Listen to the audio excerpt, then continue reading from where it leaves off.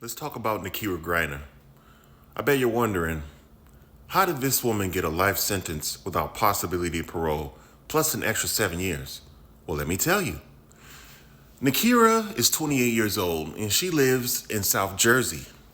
And she got a life sentence without possibility of parole, plus an extra 7 years, because her 2-year-old son wouldn't eat his food. Now, when her 2-year-old son wouldn't eat his food, her resolution for him not eating his food was to crush his skull into 74 pieces and then put him in the oven and cook him. And after cooking him for some time, she took him out, buried a hole in her backyard, put him in the hole, covered the hole, and then called the police and said, "My son is missing and a man attacked me and abducted my son." Yeah, so the police came with bloodhounds. And the bloodhounds did what the bloodhounds do.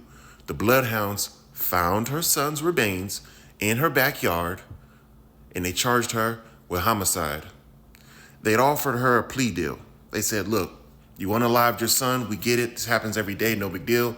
You unalived your son. We're offering you 30 years if you plead guilty to first-degree murder." She was like, nah, I'm going to take it to trial and fight it. Because yes, I unalived my son. Yes, I crushed his skull into 74 pieces.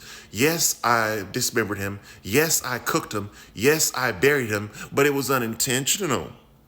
So she took it to trial on the premise that she did all that and it was unintentional.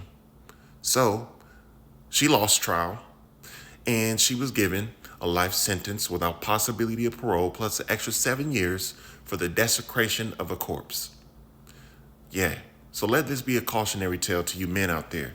Please be careful who you have kids with. You gotta be careful. You gotta be careful.